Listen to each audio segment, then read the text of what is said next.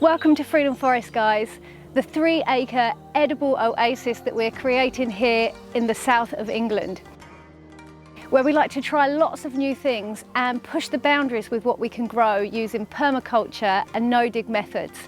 Absolutely no chemicals, weed killers or synthetic fertilisers, just what nature provides. We are Dan and Laurie, and we hope you enjoy seeing what we grow and harvest in a year. January is our coldest month of the year here in the south of England, and it can sometimes be quite tough on the garden. Whilst this year wasn't as cold as the previous winter, it still wasn't without its challenges. We had rodent damage, particularly in the polytunnels, and losses due to the cold weather. It seems these last 2 winters have brought more challenges than I remember before. Maybe we're more connected to nature and the seasons than in the past. And because each year we're becoming more self-sufficient and reliant on the beautiful food that we have the opportunity to grow. And whilst our storage shed was still very much under renovation and a work in progress, it was now fully insulated and packed with many of the beautiful crops like pumpkins and potatoes that we'd harvested earlier in the year. And it's these crops that help us to stay up to 80% self-sufficient even in these cold winter months. But despite January being our toughest month weather-wise and for daylight hours, we were still enjoying so much abundance and beautiful fresh food from our gardens. And I've just come into our tunnel where we've got all of our lovely salad growing, and if some of the plants have defrosted enough now that we've got some sunshine, I'm hoping that I might be able to find us a little bit of fresh spinach to go with the mushrooms that I'm going to cook up tonight.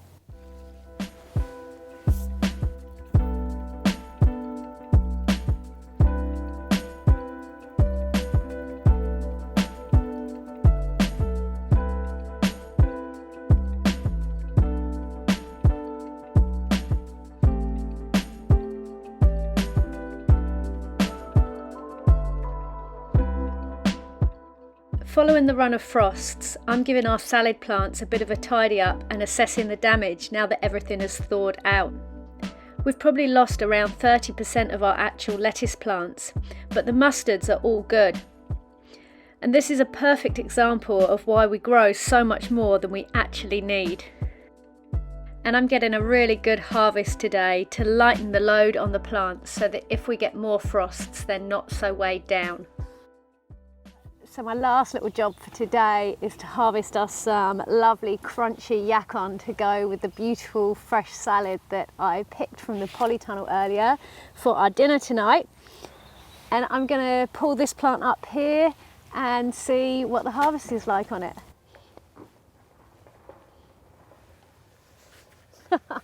Oh my gosh, look at the size of that tuber, that is amazing.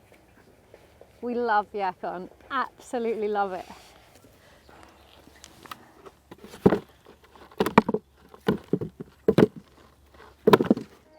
Our harvests in February are much the same as January.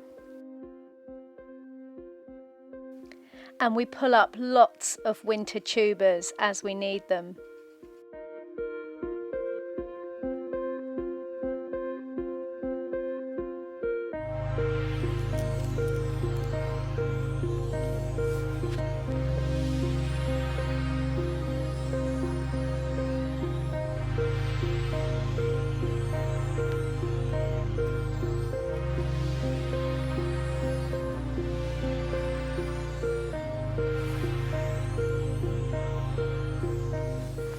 Even though growth slows right down, we always have fresh greens to harvest and salads from the polytunnel.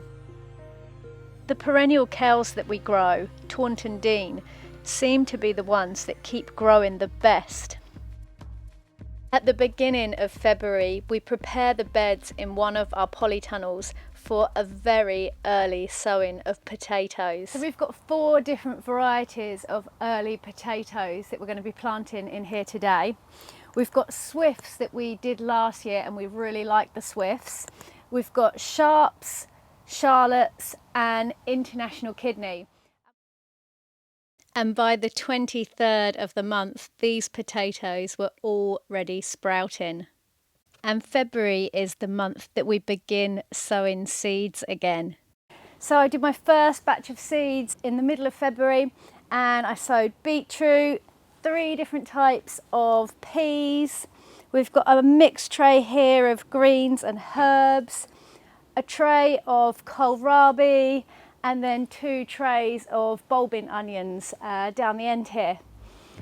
We also start chilies and aubergines in a heated propagator in mid-February too. And by the middle of the month, I also had broad beans planted outside and also growing on in the polytunnel for an earlier harvest.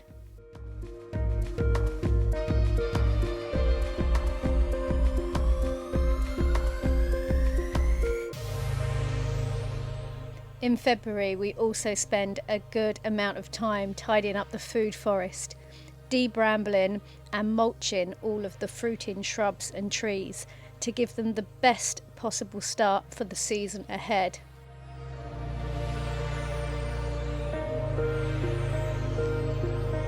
Come on, back, run away.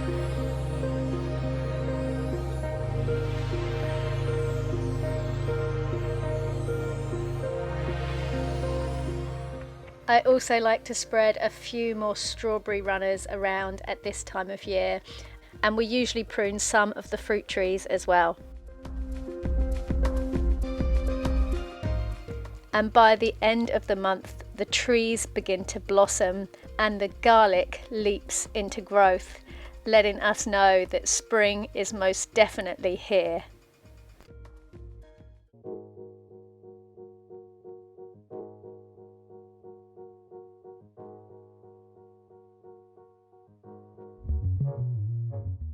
March is a big month for bed prep here. It does always feel like a bit of a race against time, but we always get there, and it means that we start the season with beautiful fresh beds. I'm weeding and feeding our main strawberry bed with well rotted wood chips, whilst Dan has been busy weeding all of our main growing beds, ready for a fresh layer of compost to go down. It's the 7th of March today, and I have now done my second seed sowing of the season. It's my first seed sowing for this month, and I will be doing another main sowing yet. But I've done an early March sowing just pretty much to pick up on anything that hadn't germinated very well in February, and also to get my tomatoes going. I like to start the tomatoes quite early in March, just in case anything goes wrong with that sowing. It still means I've got a window to do a second sowing if need be. This month is when seed sowing really gets busy. And we also begin planting out the hardier seedlings like beetroot, kohlrabi and lettuce.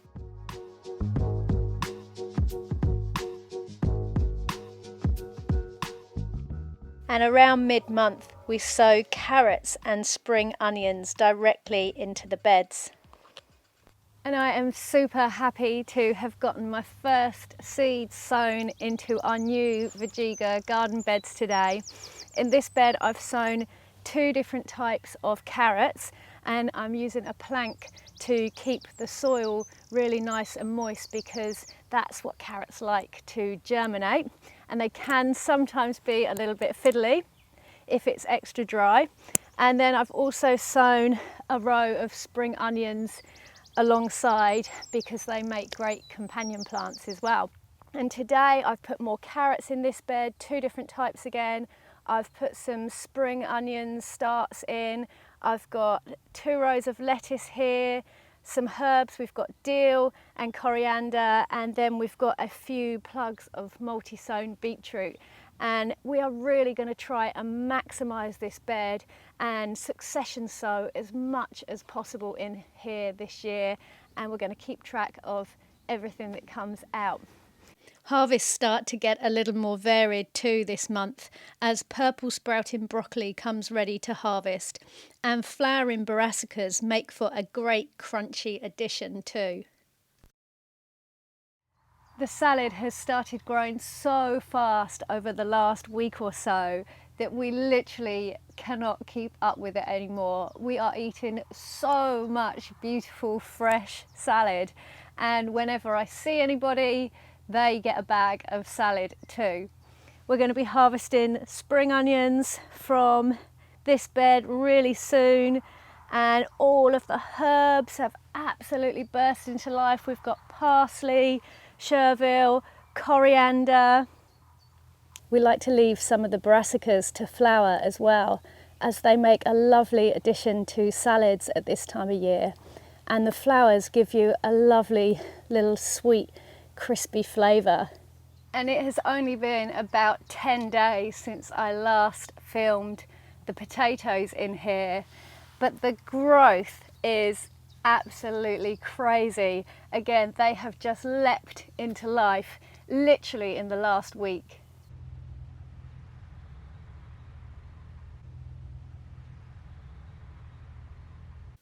And around the end of March, we sow our first early potatoes outside, which should be ready to harvest around the end of June.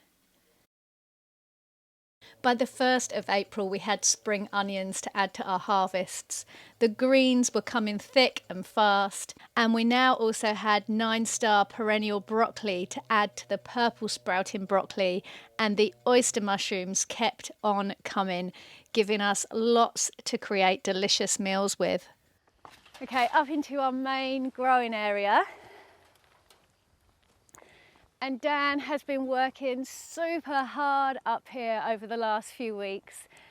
He has literally weeded all of these beds. We have just got the wood chip down on the paths.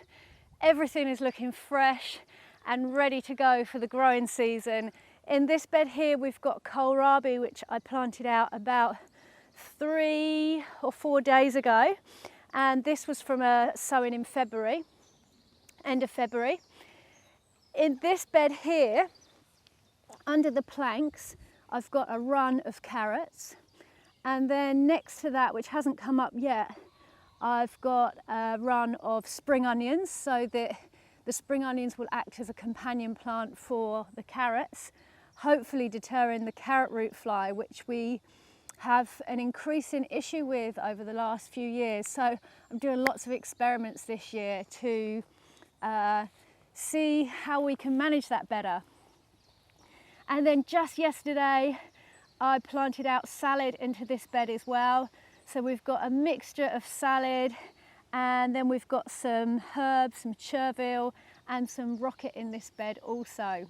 This is more new plantings that I did just yesterday. And this is a bed of beetroots. This is 3 different types of beetroot in here.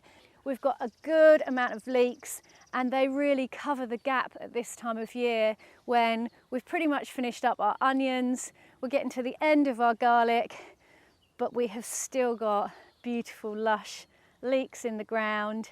But like I say, we just harvest them as we need. And right now in these 3 areas here, we've got our broad beans growing.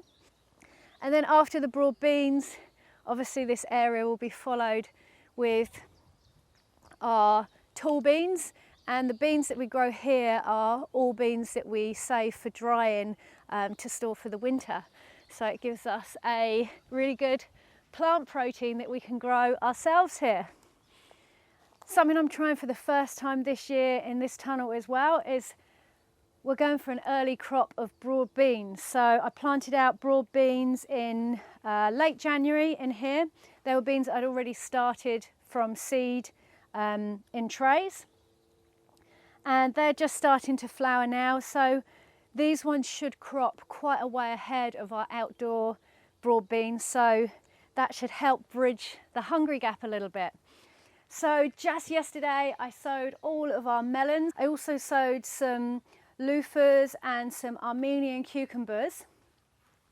We've got tomatoes coming on really well here. We've got about 4 different varieties of tomatoes, a mixture of cherry tomatoes and bigger beefsteak tomatoes. I've got Cape gooseberries coming on here that we also have in our polytunnels.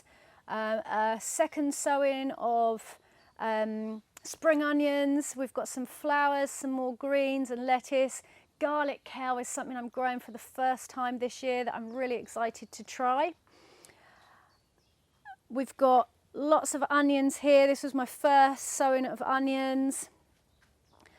More herbs coming through. This is parsley. Parsley takes a long time to germinate, so it's a bit behind the other things I sowed it with. Again, more herbs in this tray. We've got dill, coriander, celery coming through. A second sowing of lettuce for this year. That will be going into the bed 2 outside. More onions, and these are just the spare plants that are left over from my plantings over the last week. And it is a good idea to hold a few plants back, because if things get munched or if you lose plants, then it's good to have a couple that you can put back in to fill the gaps. But April is just about the biggest month you can get for sowing seed, and I will be doing a lot more sowing over the next few weeks. You can pretty much sow everything in April. The next big sowing I'll be doing will be things like cucumbers, courgettes, pumpkins, all of those gorgeous crops that we will be enjoying through summer and right into autumn and winter next year. April gives a beautiful wild harvest of dandelions to make into dandelion syrup or honey. And the greens just keep growing faster and faster. We still had oyster mushrooms and winecap mushrooms coming this month too. And we're using a mix of freshly harvested and stored food to create meals between 80 and 100% self-sufficient. And we continue to harvest yacon and Jerusalem artichokes until about the end of the month.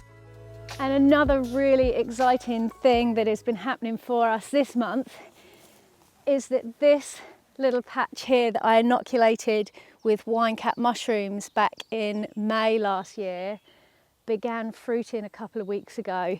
Now I can't actually show you any mushrooms growing in the ground right now because I harvested them all last night and we had them for dinner and it was absolutely amazing.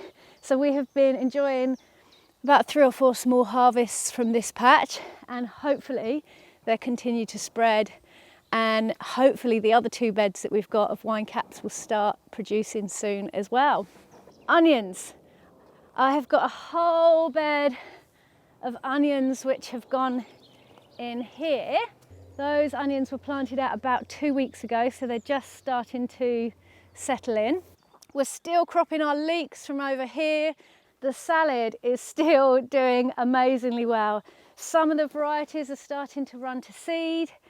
Some of them, like this one here, are just looking absolutely beautiful still. It is always a bit of an emotional time when I have to take the salad out to replace her tomatoes, and we're probably only around about a week off until that is going to happen. This side, the parsley at the top of this tunnel has been absolutely supersized. I've been giving bunches of parsley to anybody that I see. I have dehydrated a massive jar of parsley to keep for the winter, and I still have barely even started on the curly parsley, the moss parsley, which is just, the colour of it is stunning. It looks amazing. There is so much going on. This is our main trays of tomatoes here. We've got several different varieties of tomatoes, and as you can see, they are ready to go. They are desperate to get in the ground. So this is why we are super keen. If the weather is good to us, we're hoping to get these tomatoes planted out really in the next week, if not the next few days. It's the 28th of April today, and we are going to start harvesting our extra early, swift, new potatoes from this side of the polytunnel.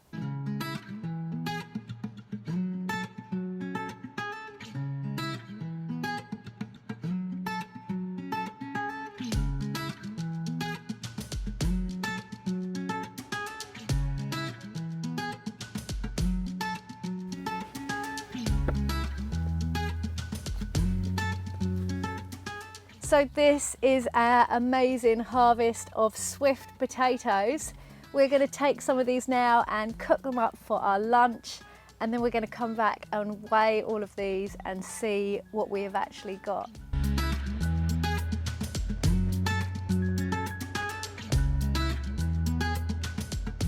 So that is 83 pounds of beautiful swift potatoes that we have just harvested, plus what we just had for lunch, which was absolutely delicious. We are amazingly happy with the harvest from in here so far. By the 2nd of May, we were harvesting broad beans from our polytunnel, and the dinners and harvests were just getting more and more delicious. May is the busiest month for planting out all of the beautiful summer crops, and by early in the month we had melons and tomatoes in the polytunnels, courgettes planted outside, and all the sweet corn and pumpkins and winter squash were in the ground as well, and the food forest was starting to burst into life.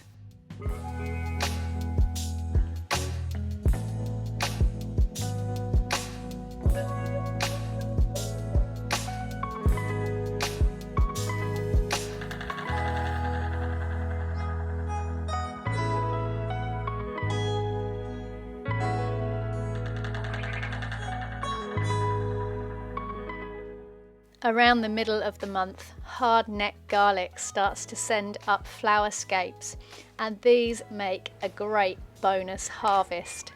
As soon as you see these flowers, snap them off a little way down the stem so that the plant continues to put all of its last burst of energy into forming a bigger bulb rather than forming a flower. And then you can take your harvest off to the kitchen and use them either fresh in stir fries or on salads, or you can chop them up and use them anywhere that you would normally use garlic. They are also amazing pickled or fermented and stored for use in the winter and early spring when other crops are less abundant. Harvests begin to get more and more abundant and colourful throughout the month of May.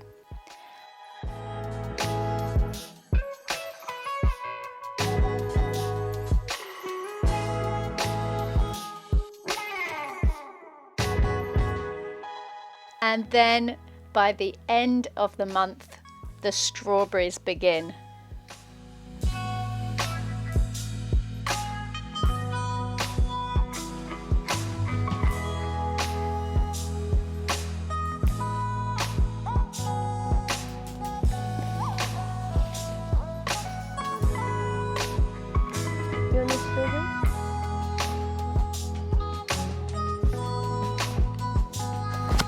Is that nice, man?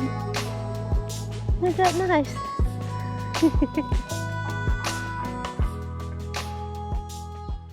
A winter crop that I grew in here also that has been a massive success, and I will definitely do it again, have been spring onions.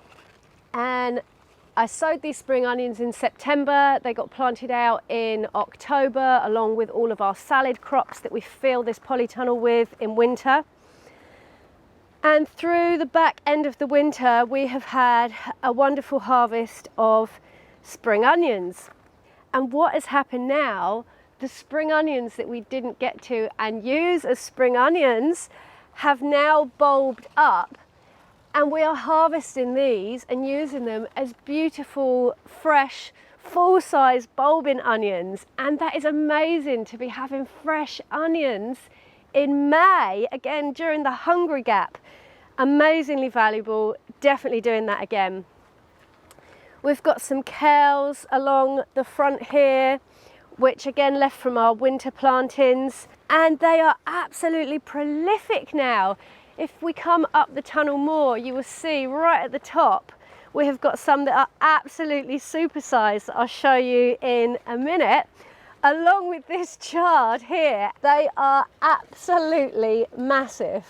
We literally harvested just one of these leaves to put into a stir fry the other day, and I can only assume that this is to do with the extra spring heat. The light levels are up in spring, and then the added heat that they're getting in the polytunnel, they've gone crazy. Because okay, so this is polytunnel 2, and over the winter in this tunnel we grew 2 big rows of potatoes that we planted up at the very beginning of February, and we harvested them at the very beginning of May before we did the changeover to summer crops. We harvested 166 pounds of new potatoes from this space in May, which again gave us an amazing crop to bridge the hungry gap, and May being that time when crops are at their fresh crops are at their least. Winter plantings in the polytunnel are so valuable, and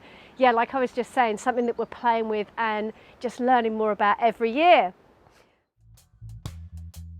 Garlic scapes and strawberries continue abundantly into June.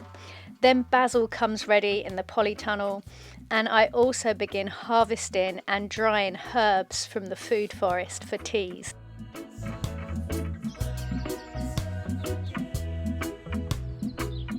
And right at the top we've got a beautiful patch of lemon balm here, and I love harvesting lemon balm for teas. We have it fresh at this time of year, and then I'm also harvesting it and drying it to store through the winter. In fact, just yesterday I had the dehydrator packed full of beautiful harvests, mostly all for teas that will see us right through the year. And hopefully this year we're going to be fully self-sufficient in all of our own teas. Here, this is my favourite patch of mint, and I was harvesting and dehydrating or drying some of this yesterday. This is chocolate mint, and one thing I'm really pleased to see, which I just managed to spot before I mowed the paths back through here the other day. This is skull cap, another herb that I just added last year. This is a really good medicinal herb. It's a carminative, and I made some tinctures with this last year. By the 7th of June, we had potatoes flowering beautifully. We had our first harvest of cucumbers from the polytunnel, and the beds were just looking full of life, and growth was happening so fast now.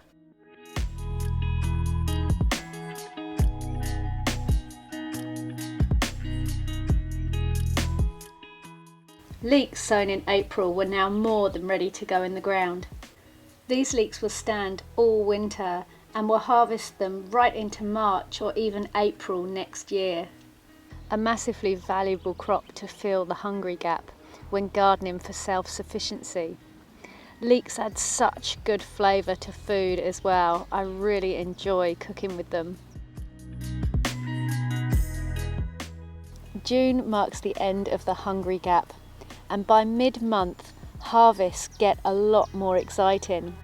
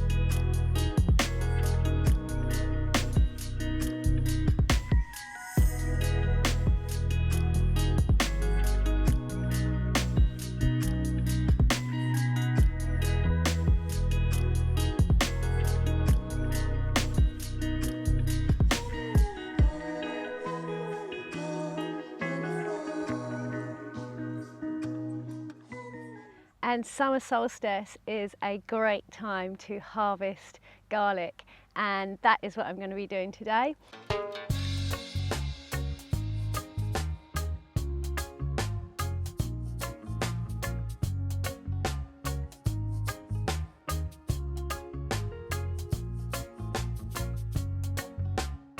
The next job for this now, I'm going to bundle it up into small bunches, tie it up, and it will be hung up to dry.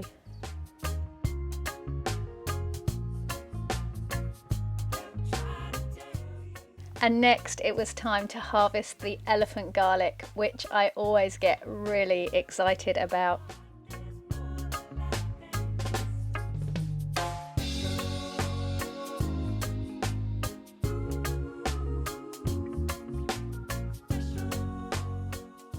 I think this was the biggest bulb I harvested all day.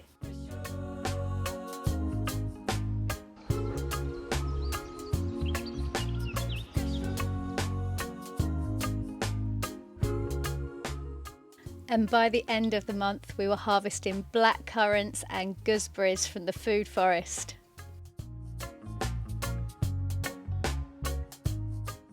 Along with St John's wort to dry for teas, and we were also harvesting our first courgettes of the season.